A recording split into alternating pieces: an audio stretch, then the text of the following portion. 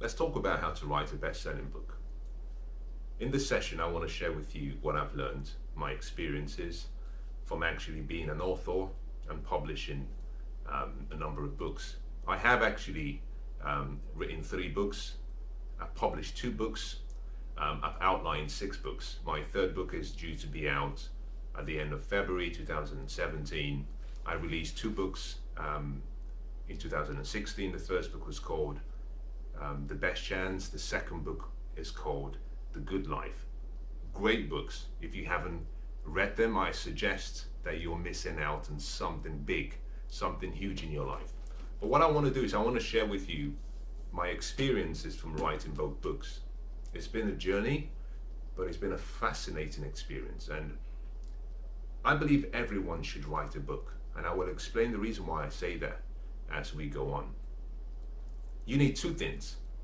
You need 2 things to make the best out of this session. The first thing you need is you need to be focused. You need to have your complete focus. So my recommendation is, before I start, just make sure that you have no distractions around you, that you have as your second item, you have a journal and a pen, because I want you to take good notes.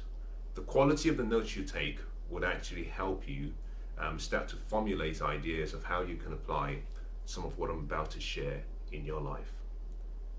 I like to start by saying that no one has all the answers, and that includes myself. What I will share with you, however, are some of the steps that I had to take to publish and write a book, but also what I have learned from publishing and writing a book, and what I continue to learn every day as I publish or as I write more books. So understand something, that some of what I might share with you today may not specifically apply to your particular needs. The intention really is for me to draw something out of you. I'm not looking to put something into you. If you understand the word education, it comes from the word educe. The word educe is sadly understood in the wrong way, in the wrong context, in how we view education. We seem to think education is about putting things into people. Education really is about creating an environment where you pull things out of people. So this session really is to give you some ideas and thoughts, and to stimulate that greatness that lies within you, to stimulate that writer, the author that actually is within you, so that the ideas you have can actually come out. So as I share my concepts and as I share my experiences with you, take them, compare them against what you really want to achieve in your life, and don't simply just copy. And the reason is because we're all uniquely different, and your message to the world will be slightly different from mine. So I don't want you to lose the true essence of what your message is. I want you to take what I've used, see what you can adapt, see the strategies I've used, think about how I've been able to make mistakes. More than anything, I think what I want to share with you are the mistakes I made, because this is what I've come to understand about life, is that what we call good judgment comes from the experiences we have. But the experiences we have is a result of, in most cases, the failures we've actually experienced, which have produced success. Now, so good judgment comes from experience, but experience really comes from bad judgment. So it's like a circle. What we call success is actually is a number of failed experiences, repeated, adopted, modified, improved, that then lead to a result we call success. So there are 2 ways of learning. You can learn from your mistakes, or you can learn from mentors. And I want you to see this video as an opportunity to learn from my experiences. And in the process, what you do is you leverage time. So you do not have to go through the same process I had to go through and learn everything I had to learn. You can simply capture what I have done well. You can learn from my setbacks and my errors and my failures, and then you can use that to leverage time. In your notepad, I want you to do something. I want you to write down a number of things. The first thing I want you to write down is why you need to write a book, because that's the first thing I want to talk about. The second thing I want to talk about is what you need to write a book. The next thing I will talk about is how to write a book. Next, I'll talk about the strategy, the steps you need to take to begin your journey. And that would include various things. That would include perhaps, who to go to. That would include how you select a designer. That would include how you select an editor. That would include how you select a publishing company. Next, I'll talk about my lessons learned from publishing and writing these 2 books. I'll talk about my experiences from writing my second book, and then I'll talk about my experiences and the lessons learned from writing my first book. I have to say something to you at this point. The journey for me has been incredibly exciting. When you write your first book, I can guarantee you of one thing: you become a changed person because you learn more. It's not just about producing a product. It's who you become in the journey towards achieving that goal. I'm a completely changed person having finished this book, but I'm also a much better person having finished this book, because the journey has just been incredible. For me, it's, whilst I enjoy seeing these books and I enjoy seeing my the outlines of my other 6 books and my 3rd book, which is coming out soon, the beauty of actually writing is the ability to actually create an image of who you want to be, which is really the book.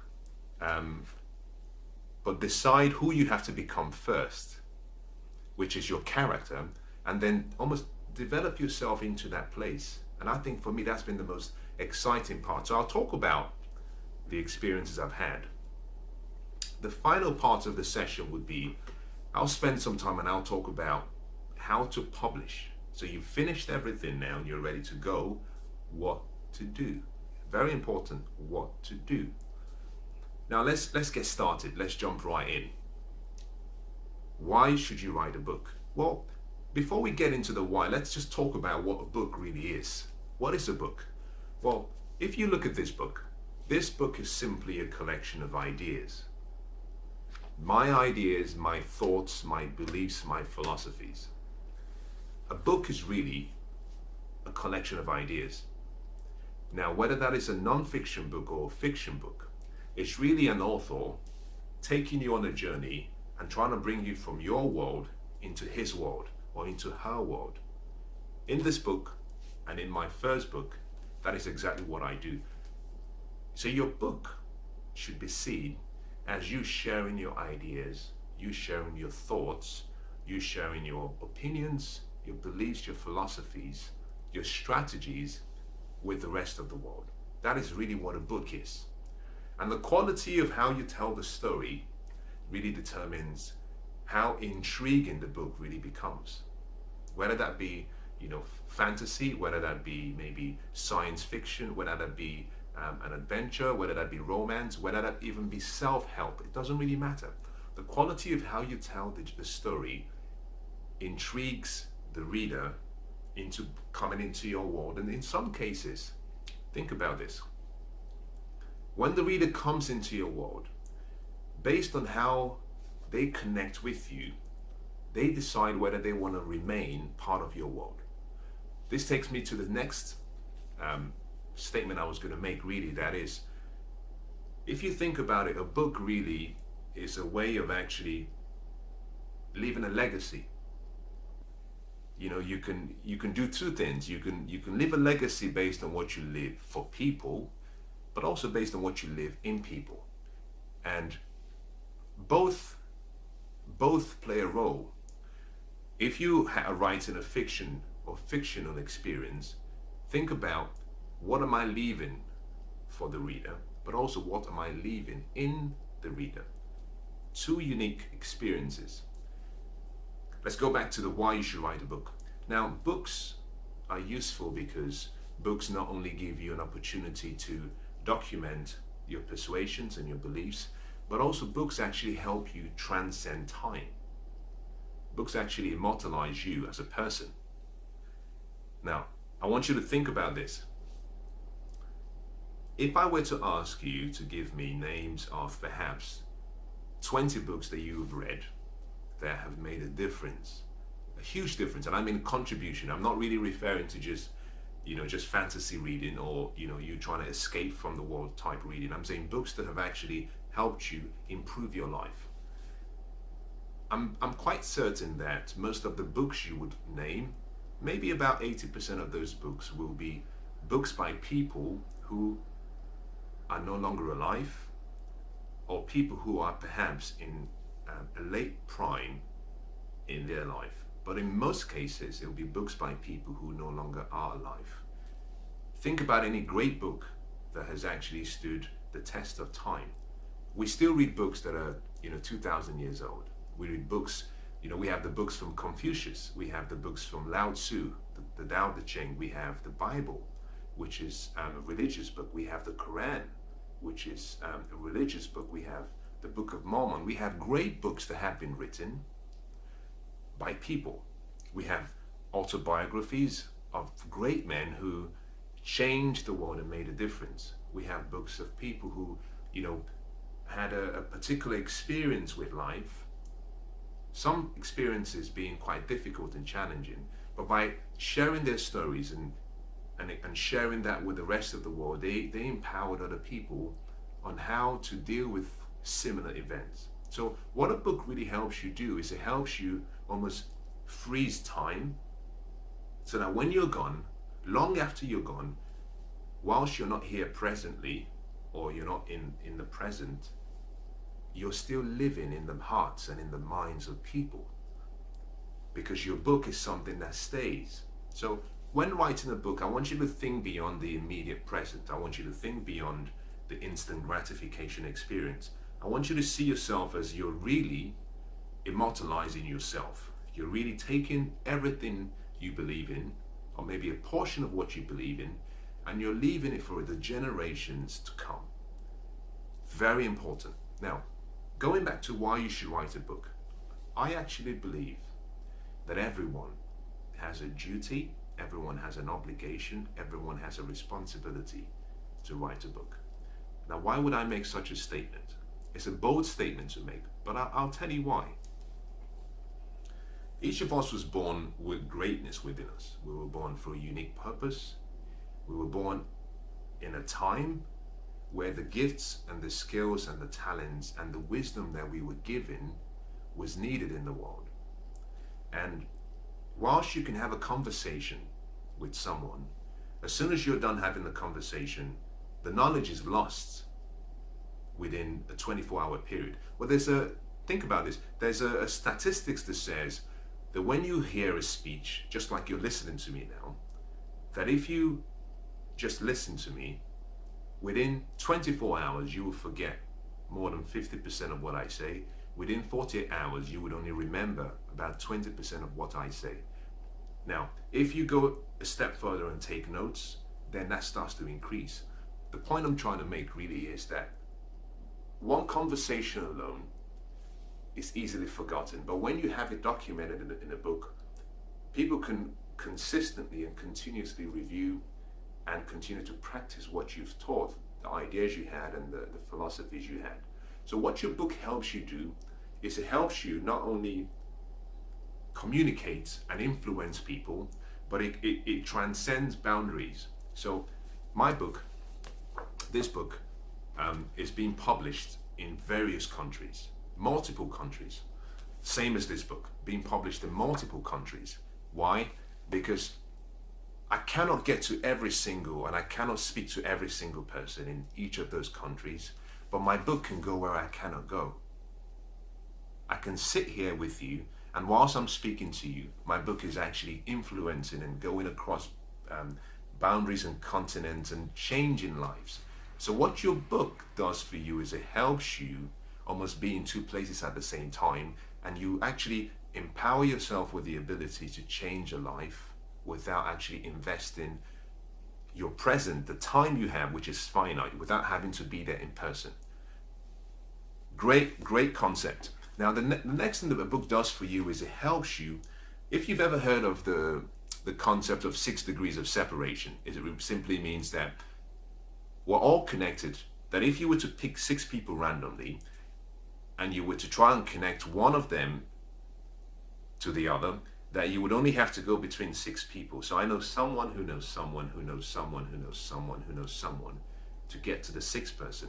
What a book does for you is actually almost brings that 6 degrees of separation down to 1, because someone can take the book and can connect with you, although not in person, but they can connect to you based on the ideas you have. So the 6 degrees of separation is reduced to 1. Again, connecting, going back to the comment I made about influence. Always think about influence. So there are various reasons why you can write a book. I also think, because this is your obligation and your responsibility, you must see beyond yourself. We're all given a gift. And at the end of our life, whatever we've been given, we would either go back with that gift, or we would have actually left that gift in the world. And I think each and every one of us, including you watching now, you have a level of wisdom. You have an understanding about life. You have an understanding about how to live well, but also how to enjoy this journey. You have an understanding better than anyone. There's an area of life that no one understands like you, and that could be connected to your uniqueness. That could be connected to perhaps the way you've experienced life, which no one else has experienced. Think about this. No one has the same DNA as you. No one actually has the same fingerprints as you. No one can think like you do. No one feels like you do. No one actually has the same capacity to love like you do. No one can laugh. No one can sing. No one can dance exactly like you. It means you're unique. And because you're unique, the experiences you've had are so unique to the world. And the obligation that falls on you then is to realize that you cannot die with your music still playing in you. You've got to capture that music in the form of a book and leave that music for the world, because in a way that sound, the melody of that music can continue to inspire people, motivate people, encourage people, entertain people, console, whatever area, whatever genre you want to write about. Capture that music that is in you and do not take it away with you when you leave. So it's an obligation. You have an obligation to write. Everybody can write a book. I think everybody should write a book. And if you're thinking, I don't have any story, there's nothing interesting about me, be patient. Later on in the session, I will talk about why you're wrong, why those thoughts are self-limiting thoughts, and why you have to get rid of those thoughts, because you do have a voice and you do have something to say, and the world needs what you have to say. Let me conclude this by saying, because you have a duty and an obligation to write a book, it's not your decision to judge whether the world will benefit from your book or not. Let us decide. Let the world decide. I believe actually that if you wrote a book and only one person read that book and it made a difference in the person's life, I think it would have been worth all the effort. You see, the best investment you can make is to invest in yourself, so that you can be not just available, but also so you can be capable enough to share your experiences with others. And part of that investment comes in 2 folds. One, investing in yourself, but then making a decision to invest your life in another life. A book is an extension of you. It's an extension of your life. By investing and writing a book, what you're doing is you're sowing a seed of your life into another life. I hope that helps. Now we've dealt with the why. Very important, because most people think about, how can I write a book? How can I write a book? It's all about the how. But guess what? Until you understand the why, the how and the what have no meaning. Why gives what and how meaning. If you have a strong enough reason, if you have a strong enough compelling, burning desire, fueled by a reason, there is almost nothing you cannot do. You have to start with the why, because the why gives you clarity on your purpose. Why is purpose. And if you have purpose, That is the foundation to any strong dream or desire. Let's move quickly. I've talked about why for a while. Let's move quickly. Let's talk about what you need to do to write a book, what you need. Now, think about this. Because a book is actually a collection of your thoughts and your ideas and your experiences and your beliefs, it goes without saying that the first thing you need to write a book is experience. But you can learn from two ways. You can learn from your experiences alone, and you can learn from other people's experiences. I mentioned earlier on that there are two ways of learning. You can learn from your mistakes, or you can learn from mentors. I am one of those people who I do not believe that you learn from your successes, because success is simply a result of doing something. You learn from the journey, which is actually perhaps the challenges, the setbacks, the failures, the feedback, and by constantly improving yourself, you create a result, you create a reward. So your success is really a reward for something you've done. So you learn from your experiences or your failures, which can be based on your investment of your time, or you can learn from other people's experiences like I'm sharing with you now. But you need experience. Without experience, the quality and the content of your book will become quite weak. So write this down. Number one, I need experience. Now the second thing you need knowledge. What is knowledge? Knowledge is simply a collection of information. But you got to understand that not every bit of information is beneficial to your book. The reason there's so much information out there. In 2003, the CEO of Google said, I think it was Eric Schmidt, who was the CEO at the time, he said that from the start of the world, when they started gathering data, up until 2003, that we had produced about 5, I think it's exabyte data size in terms of exabytes, 5. But he also said that what is interesting, that every almost 24 hours, that we're producing the same equivalent. So there's so much information. But knowledge has to be specific. So when writing a book, you must have knowledge about what you're writing about. If you're writing a book about, for example, if your book is about success, you need knowledge about success. That knowledge can be knowledge based on your experiences, but also that knowledge can be knowledge based on what you've learned through reading, through study, through practice. You just need knowledge.